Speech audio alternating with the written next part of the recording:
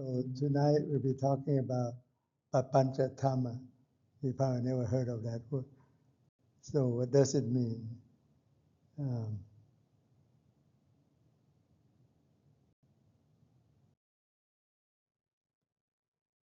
It's a Dharma. This Papanca Dharma is a phenomenon that causes the mind to proliferate or exemplify the thought endlessly, resulting in suffering and all sorts of attachment, therefore delaying any progress and advancement in one's practice. So there are a few of them that could cause the problem. This include the conceptual or mental proliferation, so the mind tendency to spread out, elaborate or multiply thoughts far beyond the initial experience. So you kind of glorify, distort in your mind. This lead to delusion. This lead to distortion, illusion, or exaggeration of reality.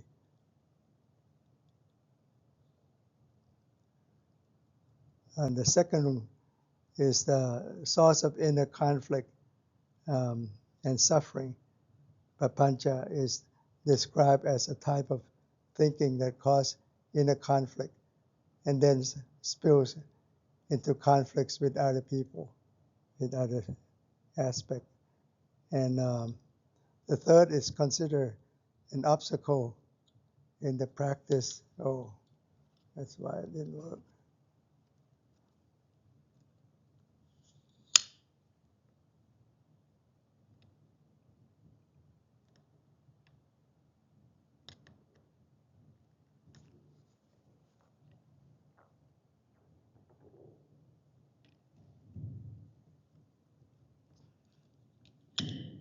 The third is considered an obstacle on the path.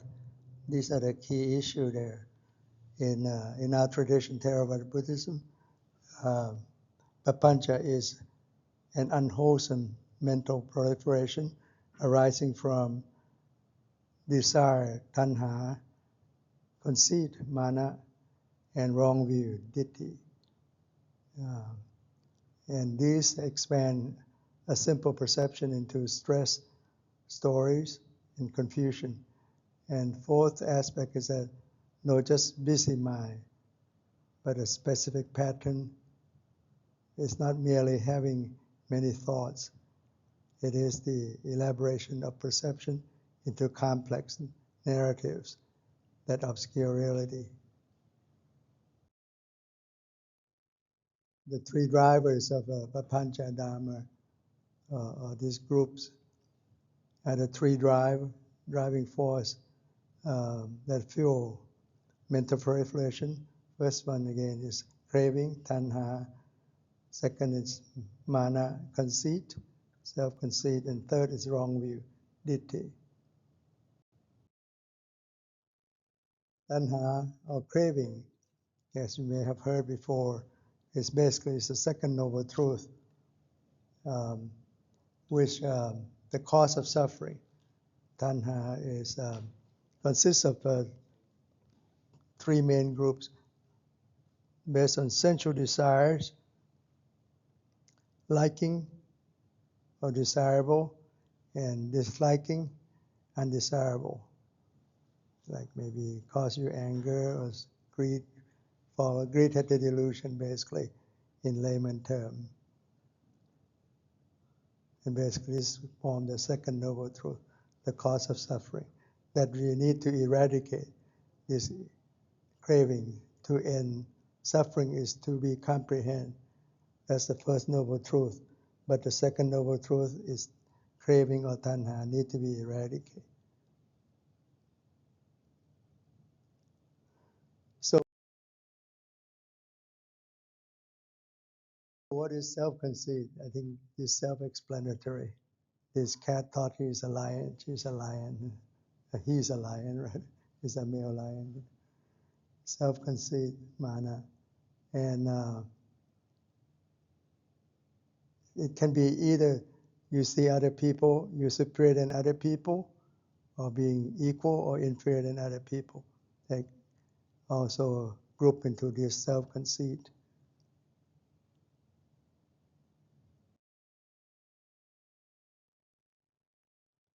Venerable Anuruddha, he was a stream enterer already at the first level of enlightenment, called stream enterer, and had extraordinary supernormal abilities, but still not liberated, no liberation. So Anuruddha couldn't do anything about it, so he went to ask for help report this to Venerable Sariputta.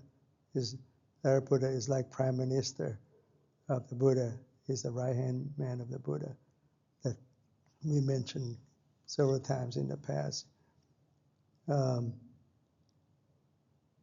He could see, Anuruddha, he could see the 1,000-fold world system with his divine eyes. Okay, he has strong energy, and his mindfulness was stable. His mind was concentrated. Yet his mind was not released from the taints or aswa, which is precipitant in your mind of defilements. So Venerable Sariputta explained the real obstruction that was the problem here. He told Anuruddha that his problem was not lack of power, but subtle mental defilements still remaining. Specifically, the first one again is self-conceit, māna. His thought, I can see the thousandfold, but still is still in conceit, basically. Because of that, his ego was so high that he can see the 1,000-fold system, 1,000-world system there. Second is because of restlessness, uddhacca. His focus on his own energy and effort was a form of subtle agitation. And third is worry, kukucca. His anxiety about not yet attaining release or enlightenment caused him to worry, was worrying. So usually they go together, second and third, uddhacca, kukucca. Basically, that agitation and worrying. This is the two of the, they combine in one in general, but they break down like some part is still left at the last 5 feathers that before one can attain enlightenment is basically uddhacca, has restlessness still in the last 5. Conceit is one of them too. So 2 of them is included in the last 5. And other like attachment to the form world and formless realm. And then the last one was avijja, is our ignorance. That are the last 5 that the full enlightened one need to get rid of these last 5 feathers. So at least that's 2 or 3 of them included in his problem. So these 3 were preventing his enlightenment. And this is a powerful teaching because it let him realize the psychic powers do not equal to liberation. Subtle ego and restlessness can block the final breakthrough. So after abandoning these three obstructions, he became an arahant, a fully enlightened one. So arahant, following Sariputta instruction, abandon conceit, abandon restlessness, and abandon worry. And then he then focused his mind on the deathless, which means nirvana. Practice diligently and soon attain arahantship, or full enlightenment. There are 4 levels of enlightenment in Buddhist tradition. First is stream enterer, and then the next one is once returner, and third is non-returner. You get enlightened in another higher realm. And then the last one is the full enlightenment arahant.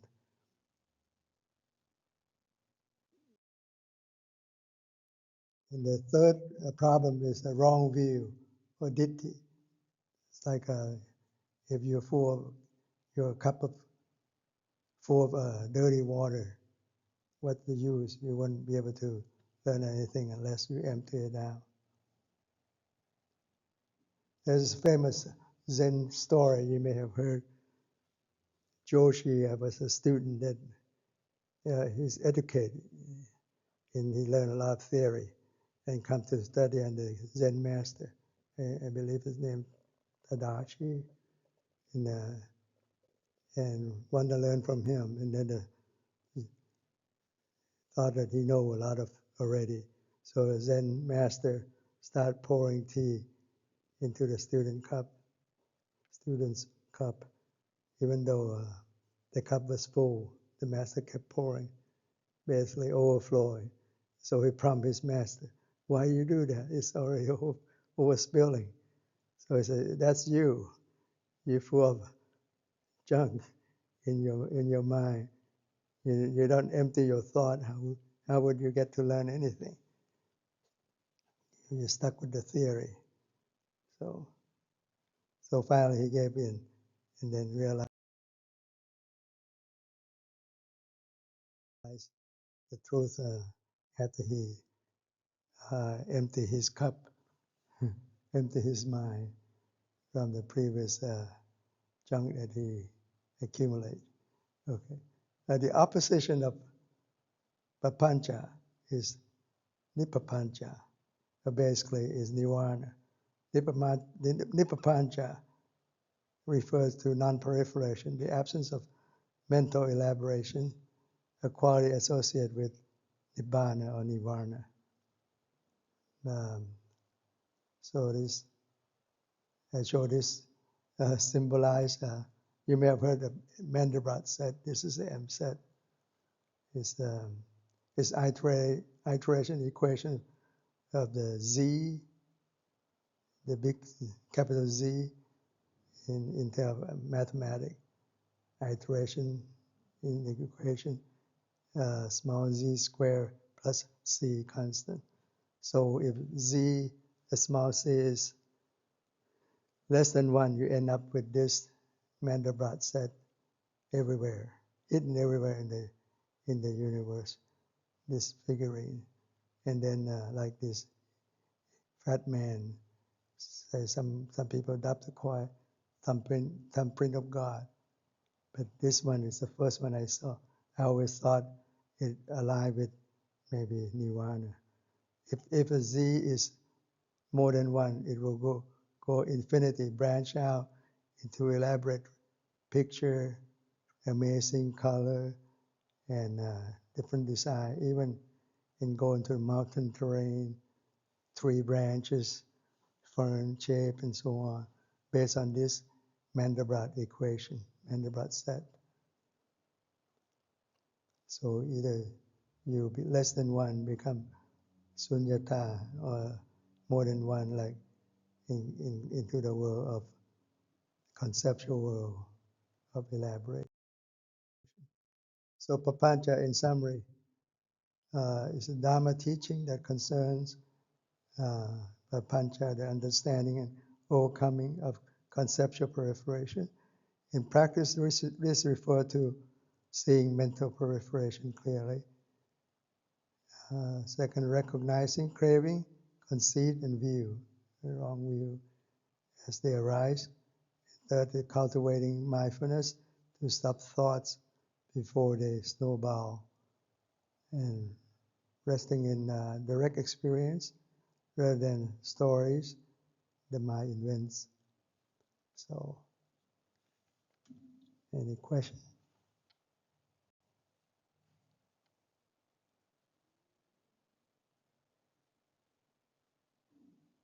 Yes.